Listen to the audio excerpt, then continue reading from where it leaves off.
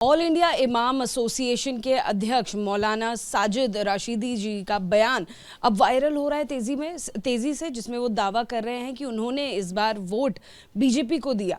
क्यों दिया, इस पर सस्पेंस कायम है और ये बताने के लिए मेरे साथ मौलाना जी अब खुद जुड़ गए हैं। ये सस्पेंस भरा वीडियो हमने आपका देखा। ऐसा बहुत कम होता है कि अपना वोट जो उन्होंने कास्ट किया लोग खुद आकर बताएं। आप बता भी रहे हैं और ये दावा भी कर रहे हैं कि बीजेपी को वोट दिया, कारण नहीं बता रहे हैं, तो वो कारण ज़रूर बताइए हमारे दर्शकों को। कारण मैंने हिंट्स उसमें भी दिया है। मैंने कहा है कि मुसलमान को एक परसेप्शन मुसलमान के लिए बना दिया गया कि मुसलमान बीजेपी को हराने के लिए वोट करता है। इसलिए मैंने वो वोट कास्ट करने के बाद में बताया है कि मुसलमान बीजेपी को हराने के लिए नहीं, मुसलमान बीजेपी को जिताने के लिए भी कभी कभी वोट करता है।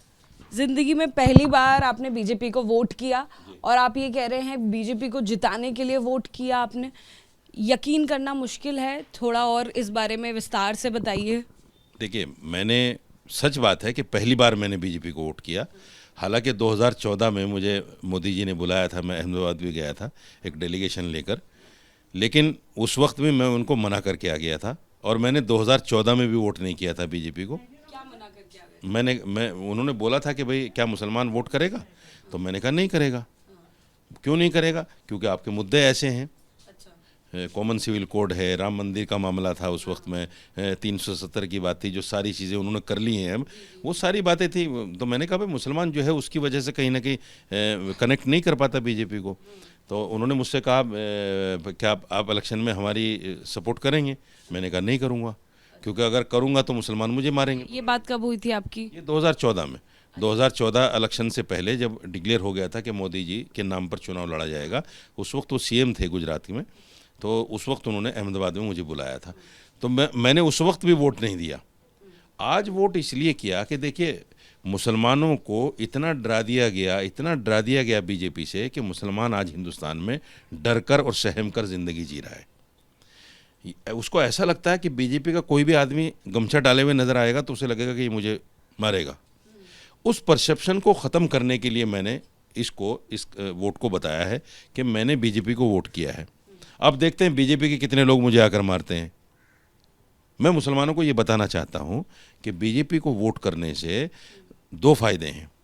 एक फ़ायदा ये है कि जो नफरती चिंटू हैं वो अपने आप में छट जाएंगे बीजेपी से। नफरती चिंटू आप किन के अंदर की बात कर रहे हैं? जो आप अपने मुस्लिम समुदाय के अंदर की बात कर रहे हैं, बाहरी ऐसे लोगों की बात? नफरती चिंटू वो जो बीजेपी में रहकर मुसलमानों को देश से निकालने की बात करते हैं। तो ये जो आप रिवर्स साइकोलॉजी यहाँ पर योजना बना रहे हैं, ये रिवर्स साइकोलॉजी की, ये काम कर पाएगी? क्योंकि मुद्दे तो अभी भी वही हैं। राम मंदिर बन गया है, 370 की बात आपने की, वो मुद्दा भी है, यूनिफॉर्म सिविल कोड की भी बात है। तो इसमें क्या बदला है?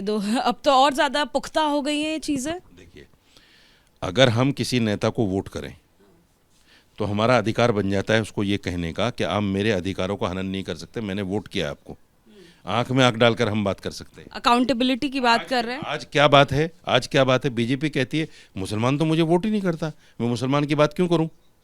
कोई भी नेता यही कहता है। आप क्षेत्र में चले जाइए, अगर किसी एमएलए को हमने वोट नहीं किया और उसको पता चल गया हमने वोट नहीं किया और हम काम लेके गए उसके पास, तो वो सबसे पहले क्या बोलेगा? आपने तो मुझे वोट ही नहीं किया, तो मैं आपका काम क्यों करूं? ना कहे, करेगा भी नहीं। इसलिए मुसलमानों को चाहिए कि सरकार के साथ जुड़कर चलें, सरकार के साथ। देश में बीजेपी की सरकार, यानी ये आपने मान लिया है कि अभी दिल्ली में बीजेपी आ रही है विदाउट अ डाउट? नहीं, मैंने नहीं मान तो लिया। कहीं ना कहीं बीजेपी सुनिए, मैंने नहीं मान लिया, ये तो तमाम टीवी चैनलों ने मान लिया। चैनलों के एग्जिट पोल तो बाद में आए ना सर। आपने वोट तो पहले से दिया है। दिल्ली में तो बहुत 50-50 की बैटल चल रही है। एग्जिट पोल जो है पिछले 1 महीने से बीजेपी को बढ़त दिखा रहे हैं सारे चैनल। दूसरी बात ये कि हरियाणा के अंदर तमाम चैनलों ने बीजेपी को हारते हुए दिखाया था और बीजेपी ने हरियाणा ले लिया। महाराष्ट्र में बीजेपी की पोजीशन अच्छी नहीं थी, महाराष्ट्र बीजेपी ने ले लिया।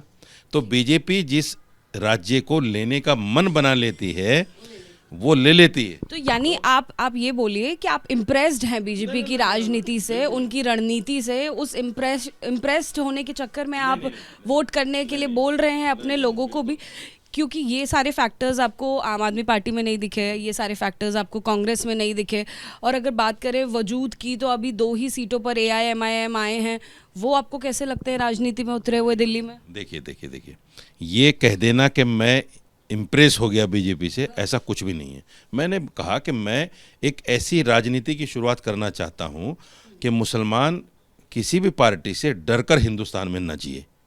हम बीजेपी से क्यों डरें भाई? बीजेपी चलो सत्ता में आ गई, हम जितना उससे डरेंगे उतना हमें बीजेपी डराएगी। हम खुलकर सामने क्यों ना आए? दूसरी बात यह है कि जो संविधान में अधिकार है मुसलमान के, कोई भी पार्टी उससे ज़्यादा थोड़ी दे सकती है मुसलमान को। कांग्रेस पार्टी अगर सत्ता में आ जाए तो जो संवैधानिक अधिकार है मेरे, उससे ज़्यादा थोड़ी दे देगी मुझे, या समाजवादी उससे ज़्यादा थोड़ी दे देगी, आप पार्टी उससे ज़्यादा थोड़ी दे देगी। और बीजेपी जो संवैधानिक अधिकार है मेरा, उसको थोड़ी छीन सकती है। कैसे छीन लेगी? ये जो मुसलमानों के अंदर एक परसेप्शन, एक डर बिठा दिया अपोजिशन ने कि बीजेपी आएगी तो आपका वोट राइट भी छीन लेगी, बीजेपी आएगी तो आपको 2 दर्जे का नागरिक बनाकर रखेगी। वो परसेप्शन हम उसी वक्त ख़त्म कर सकते हैं जब हम उसको वोट देकर आंख में आंख डालकर उसकी बात करें। और अगर प्रतिनिधित्व की बात करें मुस्लिमों के, तो बीजेपी ने कितने मुस्लिमों को टिकट दिया, कांग्रेस ने कितने मुस्लिमों को टिकट दिया, आम आदमी पार्टी ने कितने मुस्लिमों का प्रतिनिधित्व किया, उन्हें टिकट दिया, ये आपका फैक्टर नहीं होगा उन्हें वोट करने के लिए, या इसका आंकड़ा आपने नहीं निकाला? फैक्टर है। आप मुझे बताइए, 2014 के बाद में राहुल गांधी ने, प्रियंका गांधी ने कितनी सभाएं ली मुसलमानों के साथ, कितने स्टेज शेयर किए मुसलमानों के साथ? वही नीति आज दिल्ली के अंदर केजरीवाल ने अपनाई। केजरीवाल ने दिल्ली इलेक्शन के अंदर कितने मुस्लिम महलों में जाकर वोट मांगा, कितने स्टेज शेयर किए मुसलमानों के साथ में? नहीं किए।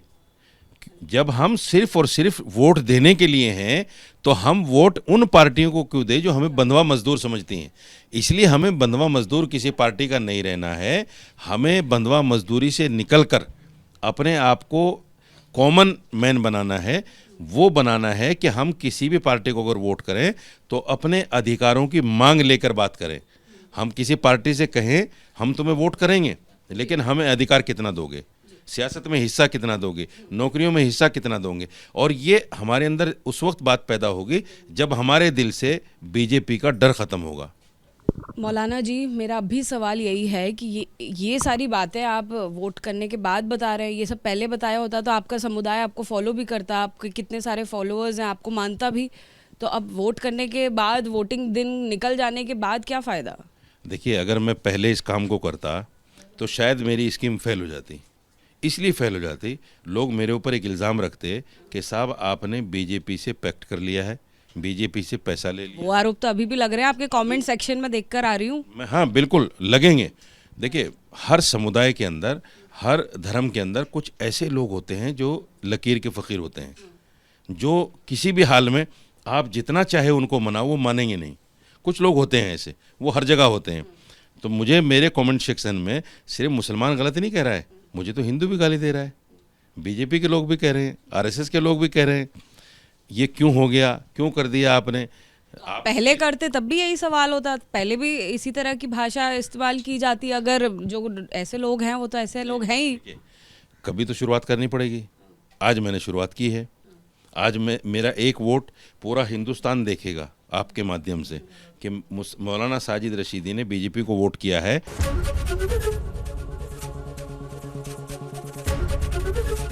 एबीपी गंगा, खबर आपकी, जुबान आपकी।